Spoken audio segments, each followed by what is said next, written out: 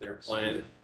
Well, like, I mean, like last, I mean, the Indians wanted to, Guardians wanted to play last night. But like the stadium event, like everyone had left, because it was, you know, the game was supposed to start at 7, it's like 9.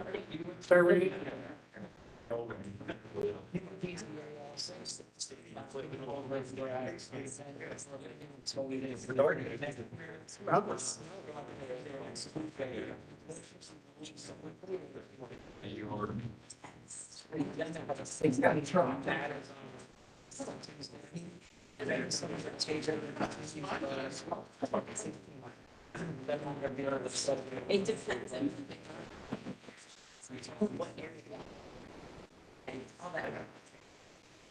Mine too. Oh, that's good. How come mine's a wrap? It was just the other.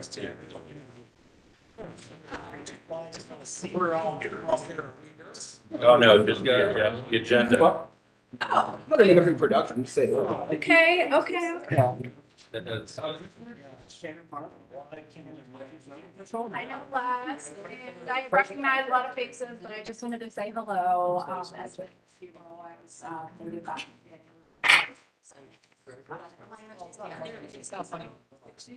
That's funny, isn't it? Yeah, these brownies have any questions? My questions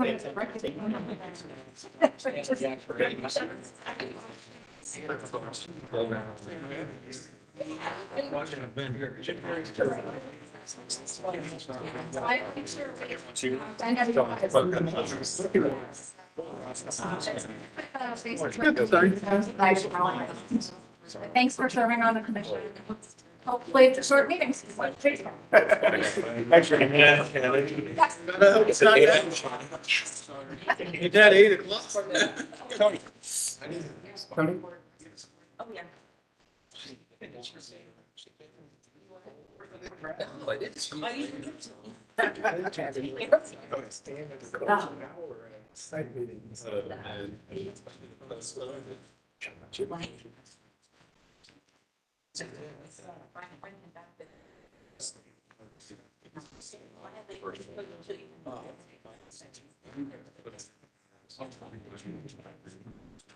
I get this all.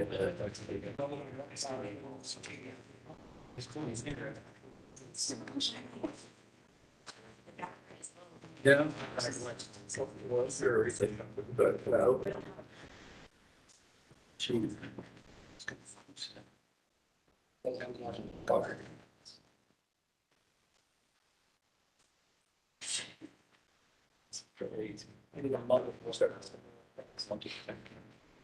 Tony, you ready?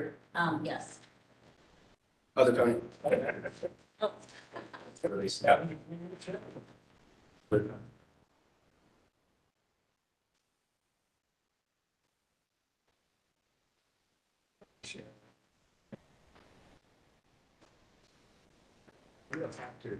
Use your best.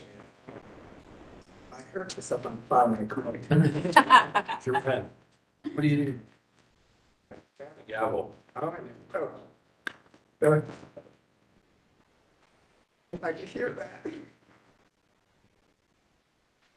I can bring the City Columbus Traffic Commission meeting for October to order. Is there preliminary business? Oh, is there preliminary business? Thank you, Chairman Thompson. Yes, there is a preliminary matter. Our Assistant Director, Tony Celebrezzi, is here to present on the upcoming zoning code change. The board? I don't need to swear. Yeah. See. Thank you, Mr. Chairman and members of the commission. My name is Tony Celebrezzi. I'm Deputy Director for Building and Zoning Services. A few years ago, the mayor instructed Director Messer to start to look at and consider if the zoning code that we have is right for the city. Part of the challenge was that we were going through so many variances, and as so many people, would tell you, the more exceptions you make to the rule, perhaps the rule is not exactly the way you want it to be. And we we partnered with Department of Development. Myself and Kevin Wheeler are the two leads on this project. And we started, like I said, about 2 years ago. We did a preliminary study using some consultants that have done zoning code rewrites throughout the country. And they agreed with our assessment, but it's always nice to have somebody who has done this multiple times. So I wanted to just stop by here tonight to give you guys a little update on where we are with the second phase of this zoning code update. As I said, with the amount of variances in the code that we have doesn't reflect the development trends and the way people want their neighborhoods to develop. Our current zoning code, the base of it dates to 1952. A little different priorities in 1952 than there are today, and a much different city than it was back then. So, we're trying to, right now we're trying to use a code that represents and is overlaid on basically pre-1950s Columbus, and then you throw on top of that how much we've expanded from that roughly 60 square miles to 220 square miles, actually 224. So, the same code that we're trying to use in German Village or on the south side is the same code we're trying to use on Bethel and Sawmill areas. Very different areas. And so doing a deep dive into our zoning code was the answer for what we needed to do. We brought on two different consultants. One is a technical consultant, Lisa Wise Company, and they brought a team of different consultants that are helping us begin to analyze what the code is and what is happening on the ground. The second consultant is Rama Consulting. They're a local communications firm. Wherever we researched multiple cities that did zoning code rewrites in the last 5 to 8 years, and the ones that always had trouble were the ones that didn't communicate enough and weren't transparent enough. And so we took a different tack and broke the contracts out separately so we can control the communication and make sure that we're getting out and in front of folks. Matter of fact, this month we are going to all the area commission meetings and civic groups and bring them up to speed on things. So see David tomorrow night even. Yes, you will. So the initial analysis points to that we need to change how the code is written, and we will be doing that. But our initial foray into this landmine filled area is going to be looking at transportation corridors, the large corridors. People are very passionate about their neighborhood, very passionate about their backyards. But the general consensus over the last couple of years that we've gotten from dealing with talking to the public is that they're willing to see more development in the transportation corridors. They understand that in order to get the commercial they want, they need more customers. To get more customers, we need more housing units. And quite frankly, the biggest bang for the buck is going to be along the major corridors like Broad Street and High Street, Mound and State, many of these others throughout Parsons and Cleveland Avenue, many of these areas throughout the city, so that we can lay the groundwork. As we can't force the development, but we can definitely lay the groundwork for developers big and small to be able to take parcels and start to redevelop them in a fashion that fits with what the public wants and what will help set the stage for the city to continue to grow. Right now, basically, we have roughly 88 new bodies trying to live in Columbus every night. And so we're at a deficit of housing, and these transportation corridors are going to be the initial investment in the future of our city. I just want to run through 5 quick goals, and then I'll take any questions. Check on the score of the Guardians game. So basically, and I did provide you all with a handout, and I believe these are on there, but basically modernize the zoning code to reflect our community's needs and future aspirations. To support growth that prioritizes environment and economic sustainability, to improve transit, additional housing opportunities, and create job centers. That directly relates to these transportation corridors, these major corridors. Encourage thoughtful investment in neighborhoods that have experienced racial and economic segregation and to help undo the harm caused by past urban development policies. We know that the zoning code has been used decades before to segregate and to impact negatively disadvantaged groups, minority groups. So we're keeping that in the forefront as we continue to try to make sure that whatever zoning code and zoning changes we make, we're treating everybody the same. Guide design and development of main streets, neighborhoods, and activity centers to support the goals while celebrating the character of our many unique neighborhoods. As I said earlier, our area commissions and our neighborhoods are very passionate about their area, and so we've got to respect those characteristics while at the same time figuring out how we do increase housing stock, allow for more commercial development where it needs to be. And then the last piece is to ensure that the Columbus zoning code is fair, predictable, and accessible. When there's the current code, it's difficult to read, and that's on a good day. And then the many processes that people have to go through to get variances can be a real challenge.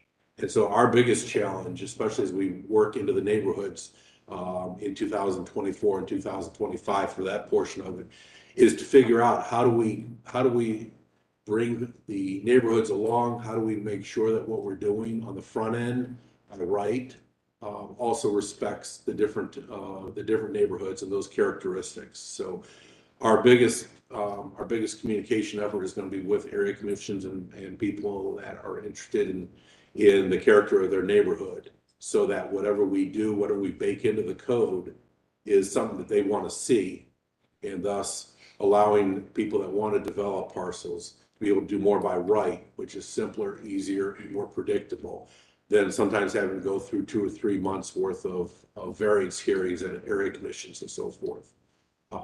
So not that we want to do away with area commissions by any stretch of the imagination, but we need to figure out how to make this process more predictable, more efficient. There always will be variances because we've got too much of a unique city. But right now we're seeing so many variances that it just screams that our current zoning code isn't working for what we want. So with that, I appreciate the time tonight, and I'll take any questions. Obviously, Jamie knows how to get a hold of me if there's questions after the fact. I just wanted to make sure you guys were up to speed as to where we were. You'll probably see me in the new year again with another update. Thank you, Mr. Celebrity. Are there any questions? Sure. Well, of course, the Graphics Commission is linked into the signage code. And what's your take and changes to the signage code? I mean, I know I'm not asking for details or anything like that, but is it like a major overhaul on how we do this? Or We actually are going to leave the graphics code alone for right now and get through these other pieces.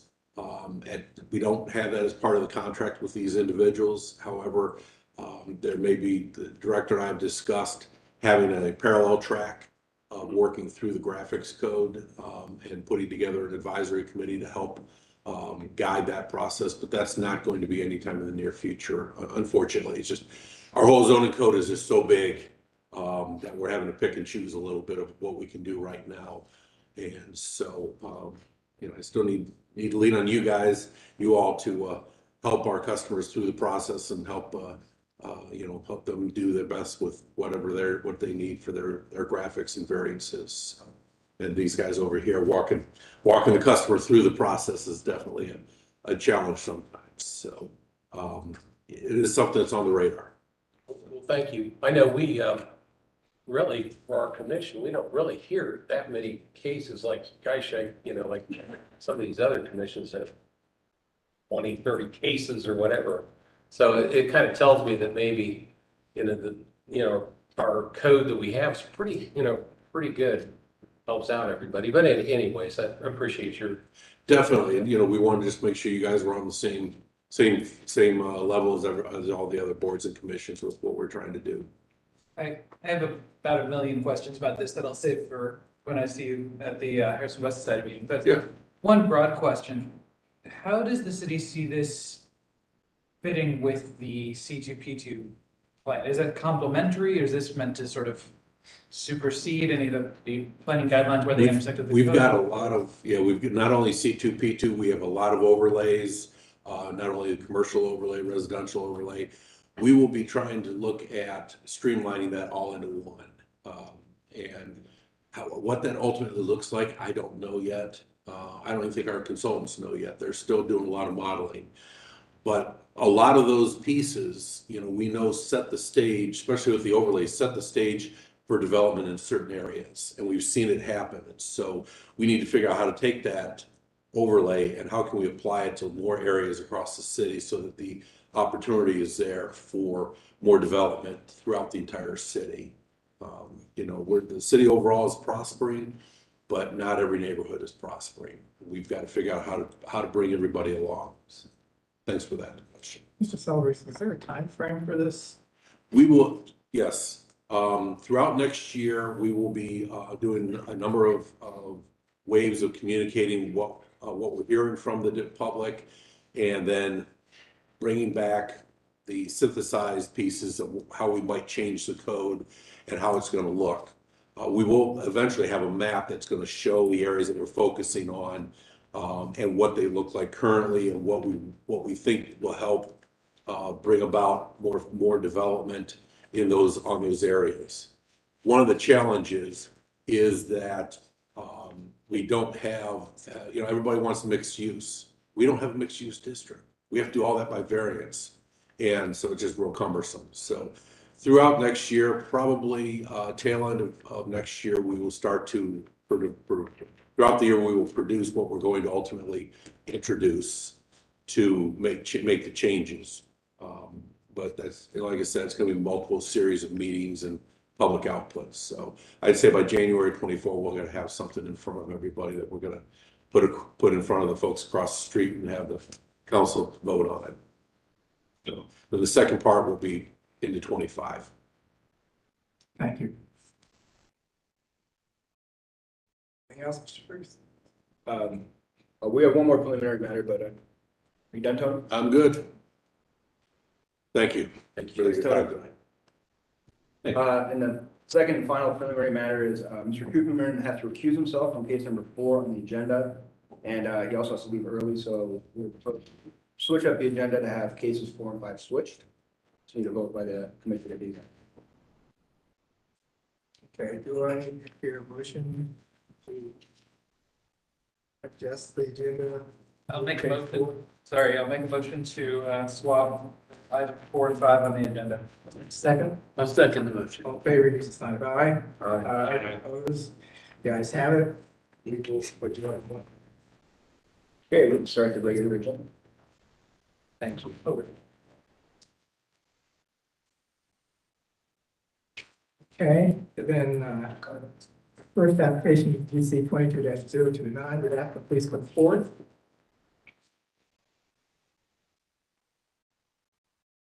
Swear to hold true to the so God. I do. You repeat your name for the record and affiliation to this case. My name's Jack Reynolds. I'm an attorney with Smith & Hale at 37 West Broad Street, Columbus, Ohio. And I'm here representing both the property owner and the applicant. Thank you. Who's presenting this one? I have the first one. Bruce? Okay, 1201 Olentangy River Road is located at the northwest corner of Olentangy River Road on West 3rd Avenue. The site is zoned CPD Commercial Plan Development.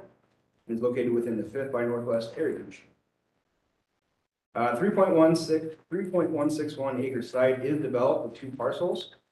The first parcel, PID 010027755, which is roughly 2.586 acres, is partially developed with an existing mixed-use building containing 5 tenant spaces, which includes an eating and drinking establishment, it's got Potbelly, sandwich shop, a barber shop, and a tanning salon. This building is not subject to the proposed graphics plan. 2 eating and drinking establishments are proposed in the development to the north, Raising Cane's Chicken, and to the west, which is Chipotle. This is to the west of the existing building. The second parcel, PID 010306052, which is at the northwest corner of the site, and is roughly 0.477 acres, will be developed with a 3rd eating and drinking establishment as a Starbucks. Surrounding uses include an eating and drinking establishment to the north, an apartment complex to the west, health clinic to the south, and State Route 315 and Olentangy River Road to the west. The applicant proposes 2 graphics plans and a special permit. First graphics plan would allow the display of wall signage on elevations for each of the proposed eating and drinking establishments that would not otherwise be allowed, as well as 5 menu boards, 3 for Cane's, 2 for Starbucks, and then 2 ground signs. One of the ground signs will be directed towards Olentangy River Road, and one will be directed towards West 3rd Avenue. The second graphics plan is to allow a roof sign for Cane's, and the special permit would allow for off-premises tenant panels on the 2 ground signs. The planning division is generally not supportive of automatic changeable copy within commercial overlay areas.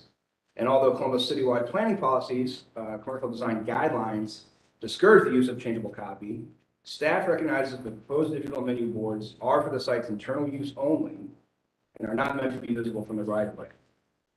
The Division of Traffic Management states that each proposed monument sign will need to maintain a minimum 15-foot setback from the right of way, and the Fifth by Northwest Area Commission recommends approval. City staff can recommend approval as the size and number of signs are not egregious, considering the layout of the site and the need for identification of each use. And again, we'd like to memorialize the condition from traffic management that each proposed monument sign will need to maintain a minimum 15-foot setback from the right of way. Mr. Chairman. Thank you. Mr. Reynolds, you present your case, please. Yes, gentlemen. And the only caveat, Jamie, there is only one freestanding sign proposed under this application, and it is out on Olentangy River Road, and it will have 3 tenant panels for the Chipotle's, the Starbucks, and the Raising Cane's. So again, we were successful in getting all of our new restaurateurs to agree to 1 6-foot high 42 square foot sign for the entire site. So again, that is within code. There is a special permit that goes along with that because the Starbucks is off-site because it is a freestanding site itself. So that is one of the requests as a part of the graphics plan. One thing that I learned a long time ago is when you have something as complex as this development, you make an appointment with Jamie and you come in and you sit down and you go through how we want to present this to you all. And since it is all 3 separate operations, but they're all intertwined, it took us a long period of time to get a workable permit for the building of properties without getting a variance for what's proposed. But when we started looking at the individual units that are going to be developed, and I should say are developing on the site, Jamie and I agreed that we would file a graphics plan that gave you all of the signage for each of the buildings. And so that's what you're looking at. We could have split them up and done them individually, but instead of taking up your time with 3 individual ones and going through them, we decided to provide you all with 1 application for each of the sites. And we did meet with Fifth by Northwest. They were comfortable with the amount of signage because when you take them singly, they are not a large amount of signage. They're normal packages for each of the entities. And so again, I can answer any questions, but it was, and again, I should thank Jamie for being patient with us as we work through the process. Mr. Reynolds, I don't think you see a mock-up of the combination sign for Olentangy. You said all 3 are going to be under the It's, sign. Is that in our package? yes.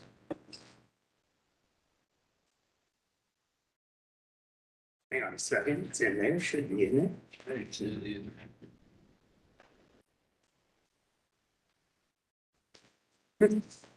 Hang on 1 second, I will get that for you. Here it is.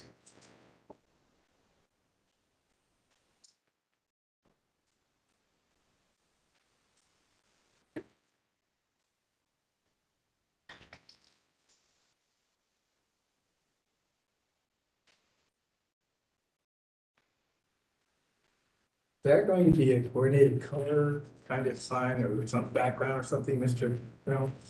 I couldn't hear you, sir. I'm sorry. I asked if it was going to be a coordinated color or background or The something. individual panels will be the logos and the signage of the individual restaurants.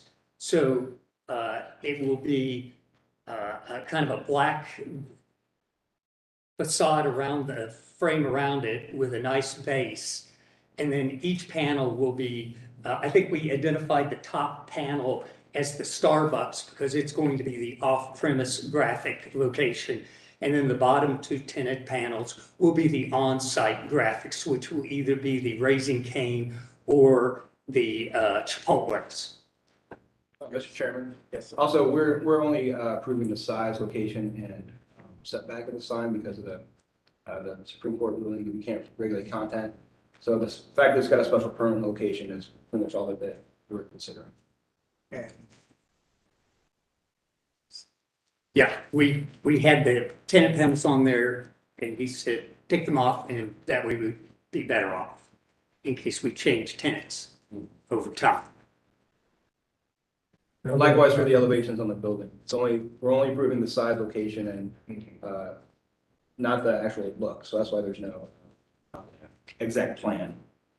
That's why Jamie asked us to do that plan, is so that it indicates the size of the sign and where it is on the building. do you have a question, Mr. Gill? Mr. Warren, did you have a question? No, he doesn't. Okay. He was just clarifying that the One Love as canopy letters qualifies as a roof sign. Are there any other questions? No. We only get a variance on the special permit, correct? Geographic. No, it's a plan or it's a special permit. You don't need to find it back. That's Okay. It's a drawing. It's a drawing. Then do I have a motion based with the conditions on the graphics plan? Make a motion to approve the application based on the facts presented. Is there a second? I'll second. All in favor, please sign aye. Aye. Then do we need to do a separate, No. and then thank you, Mr. Franks. Thank you, gentlemen. Do we need to register the votes individually, Mr. Franks? Sorry? We need to register the votes individually. Not if there's not, well, the first vote, you didn't need to do a vote for the finding fact. So that was your essential vote, right, Roberts? Okay. Yeah, but you ask all those in favor, but you didn't ask if there were any against or abstentions. So I would just, for formality purposes, I would all vote again. Okay, let's have we have a motion. Let's have the sign of aye for approval. All in favor? Sign of aye. Aye. Opposed? Hearing none. Motion is approved.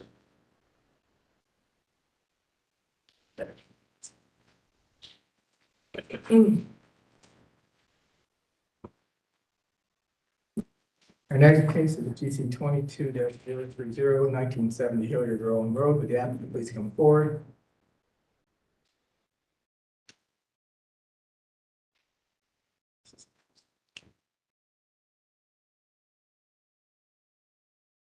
Swear you can serve, swear to all truth and nothing but the truth, so help you God.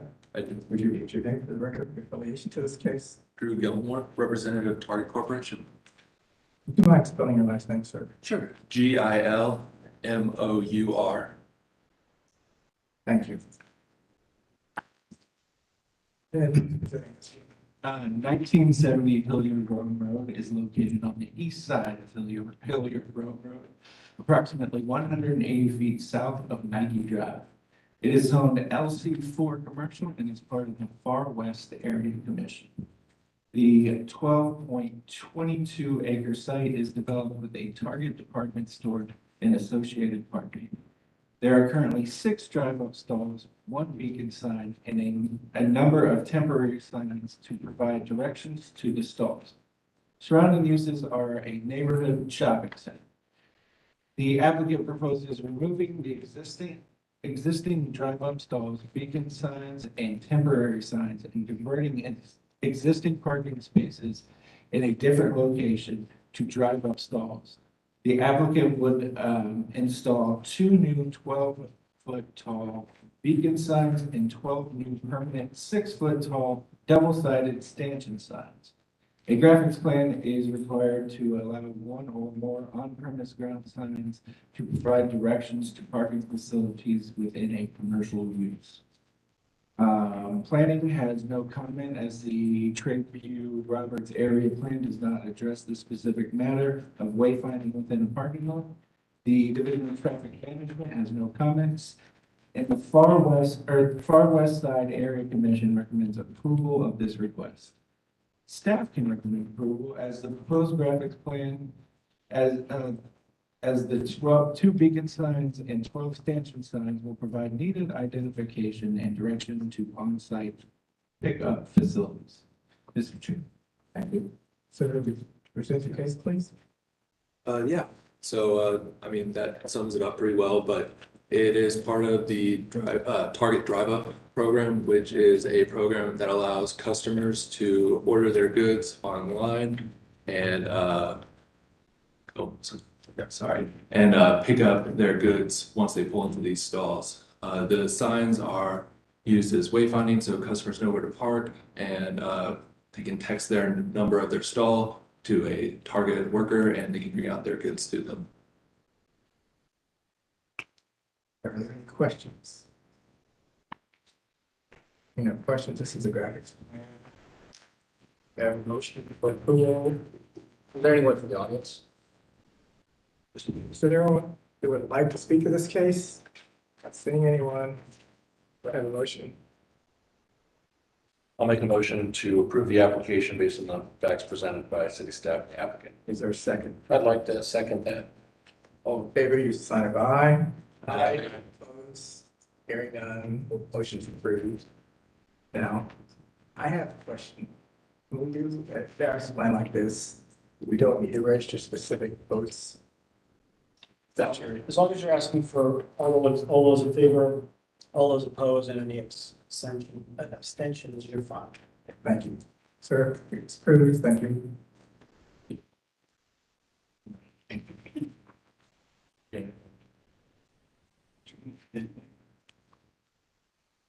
Our third case is GC 22-031, 8100 East Birch Street, with the advertisement board.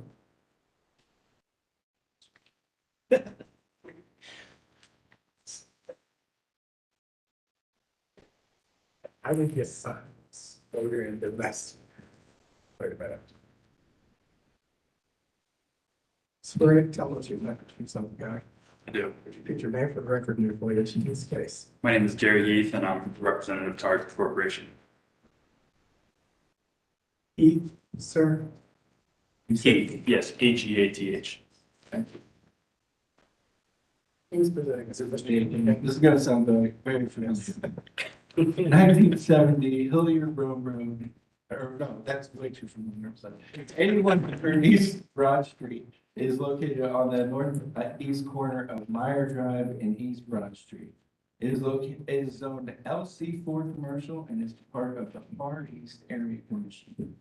The 11.59 acre site is developed with a Target department store and associated parking. There are currently 6 drive-up stalls, 1 beacon sign, and a number of temporary signs to provide directions to the stall. Surrounding uses are a neighborhood shopping center. The applicant proposes to remove the existing drive-up stalls, beacon signs, and temporary signs and convert existing parking spaces in a different location to drive-up stalls. The applicant will install 2 new 12-foot tall beacon signs and 12 new permanent 6-foot tall double-sided stanchion signs. A graphics plan is required to allow one or more on-premise ground signs to provide direction to parking facilities within a commercial use. Planning has no comment as the Far East Land Use Plan and Columbus citywide planning policies do not address the specific matter of wayfinding within a parking lot. Division of Traffic Management has no comments, and the Far East Area Commission recommends approval of this request. Staff has consistently recommended approval of graphics plans with multiple ground signs that provide directions, parking facilities, and the Trinity Roberts area plan does not address this wayfinding within. Mr. Chair. Thank you. Sir, do you have something to add? Presentation? I think that pretty much sums it up. That's the last applicant, it's just part of Target's drive up expansion, expanding that, and that's all I have to add. Okay, thank you. If anyone else would like to speak to this case, anyone want it, or any questions? Corey? Well, just, I guess, I had one, why is this need to have, I mean, it's kind of like directional or like parking lot signs and I'm trying to understand why this needs to go through a process like this, but I don't know. It's, basically because if there's multiple signs, I think, is that right? The code requires a graphics plan for more than one directional sign. It's not that they're asking for a graphics plan because they want one, code requires it. Yeah. For what? Okay. Sorry, code requires a graphics plan for multiple directional signs on site. Okay. It looks so very appropriate. Get that. So, okay, thank you. Thank you. Then, do I have a motion for approval of this plan? Motion to approve based on the facts presented by staff and the applicant. Is there a second? I'll second. All in favor, you sign by. Aye. Opposed? Hearing none, I think everyone voted, so there are no abstentions. It is approved. Thank you, sir. Yeah. Thank you. Now we're going to 5. Yep.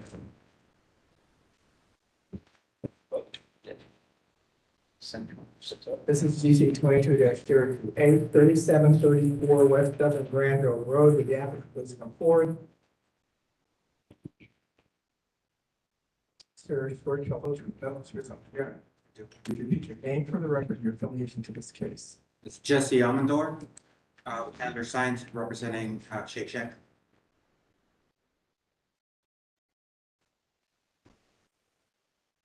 Did you get that, Miss?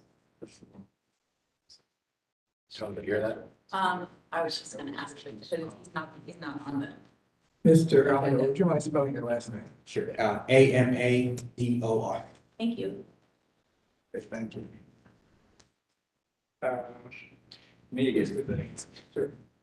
3734 West Dublin Grandview Road is located on the north side of West Dublin Grandview Road, approximately 340 feet southeast of Sawmill Road. It is zoned commercial and is part of the Far Northwest Area Commission. The site is currently developed with an eating and drinking establishment. Surrounding uses are primarily commercial.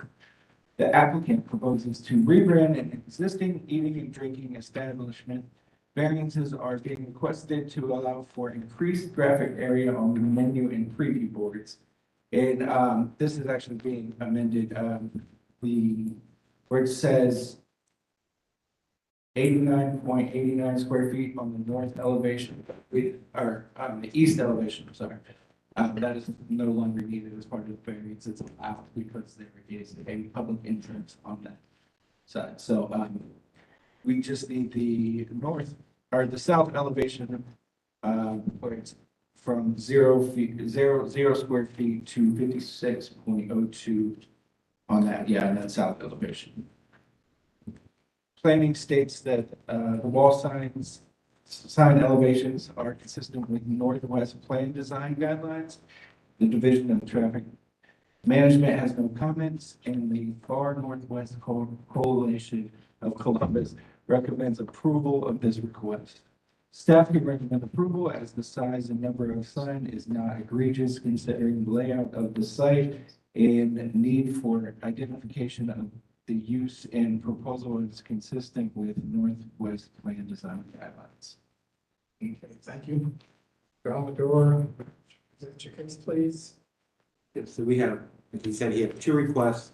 The first one would be to add a wall sign to the south elevation. Currently, we would not have any visibility of the building coming or going eastbound on Dublin. We do have a sign on the east side, so the westbound traffic would be able to locate the building. We are not asking for a sign on the west side because there's a large pylon that actually covers, wouldn't cover that wall. The second request is for the additional preview boards. So we have many boards and preview boards. We're asking for 40, total of 40 square feet. And the reason for the preview boards is just to improve traffic and get cars moving. There's only one access from that mall ring road. So we want to make sure that we move the traffic as much as possible so that it doesn't include create traffic. Okay, are there any questions? Is there anyone else who'd like to speak to this case? Saying any? The variance cluster, it's okay. Go ahead and listen for finding of fact. I will make a motion to state the applicant has demonstrated a hardship based on the application and the testimony given by city staff and the applicant. Is there a second? I'll second. All in favor, your sign of aye. Aye. Opposed? Yes, have it. Can we now have the motion on the finding of fact for approval? It's not yet, just for approval. Yes, that's what I said. Motion to Use the approve. finding of fact. We already did, based on the finding of fact that we just did. Motion to approve. Is there a second? I'll second. And let's call roll. Mr. Bender, Yes. Mr. Garrett, Yes. Mr. Williams, Yes. Mr. Duperman, Yes. Mr. Hoy, Yes. Chair Thompson. Yes, and it's approved. Thank you, sir. Yes. Thank you. Yeah, myself will Thank you, Brian. Have a good, thanks. We'll try to. Good try. Okay, our last case is EC 22-032 or 3091 South High Street. Yeah. Yeah. I do. Your name for the record, your affiliation to this case. My name's Rebecca Green, and I am working with the agent for the applicant. Where's your sidekick? I didn't bring her today.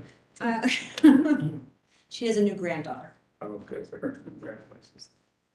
Okay, who's presenting this? Grace. Okay, 3091 South High Street is located on the west side of South High Street, approximately 300 feet south of Obetz Road. The site is the site is on CPD Commercial Plan Development District. It is located within the far south Columbus Area Commission. The site is undeveloped. Surrounding uses include a big box hardware store and other commercial uses. The site is being developed with a Sheetz fuel station and convenience store. The applicant proposes both permanent and temporary signage. The applicant requests variances to install 4 banners and 2 temporary signs. The banners will be used to promote on-site activities such as the announcement of the store, products that will be offered on-site and hiring events.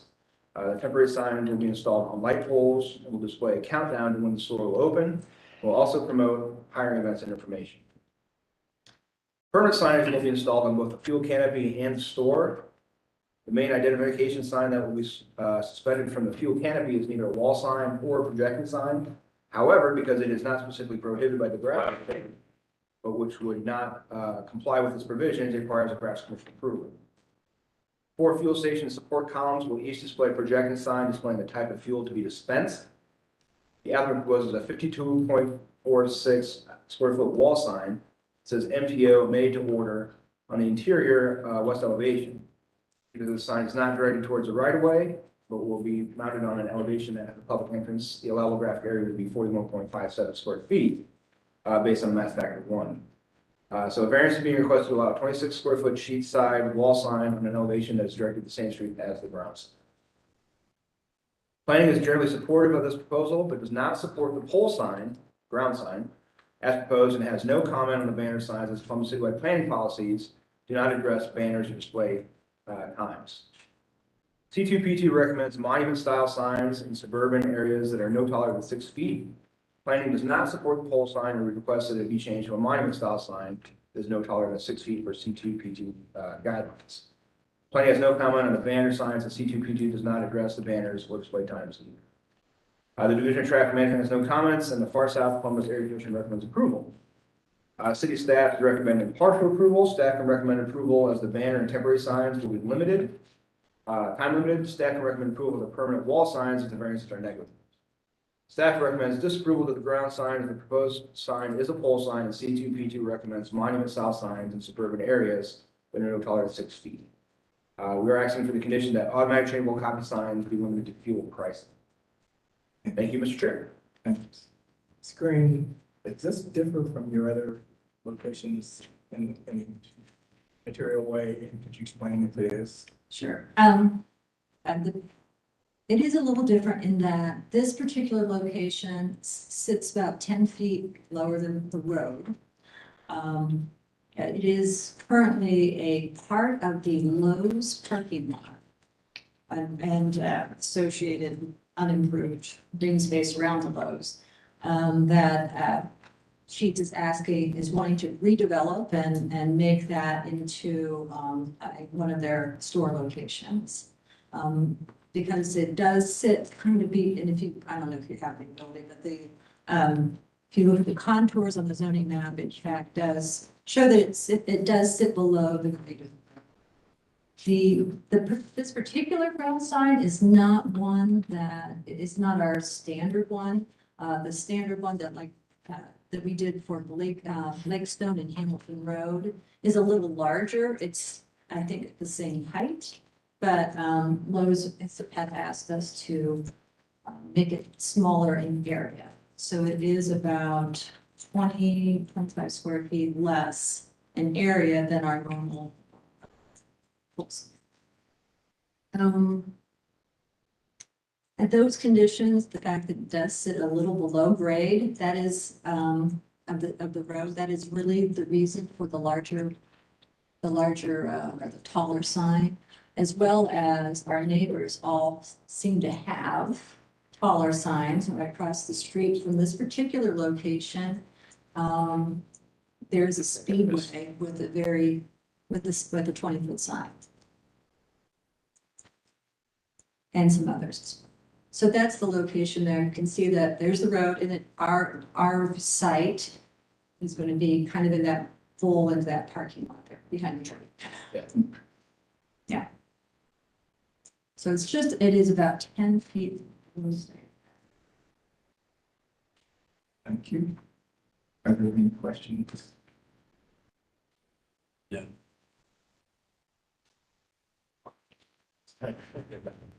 Does anyone else like to speak to this case? Then go ahead with a motion. Or on your back for this. I'll make a motion to adopt as the finding of fact the summary offered by staff, as well as the statements by the applicant to the extent they're consistent with staff summary. Is there a second? I'd second that.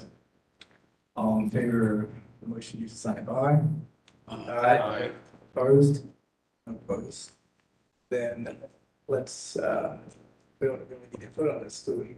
Yes, we do. Oh, you do have, yes, the finding. Do I have a motion based on the finding of fact for approval? I'll make the motion. Motion to approve the variances as discussed in the finding of fact, and including the condition that the fuel price only is applied to this. Electronic changeable copy. Yeah. The fuel price only on the electronic changeable copy. Is there a second to the motion? I second the motion. Then call roll, please. Mr. Carey? Yes. Mr. Williams? Yes. Mr. Hoyt? Yes. Mr. Bender? Yes. Chair Thompson? Yes, and it's approved. Thank you, Mr. Smith. Thank you so much. Is there any other business, Mr. Fergus? Nope, that's it. Thank you very much. Okay, and that was your adjourned.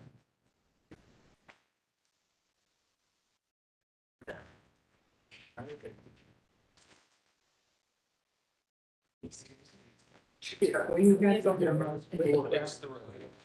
Hearing judge got a single home run.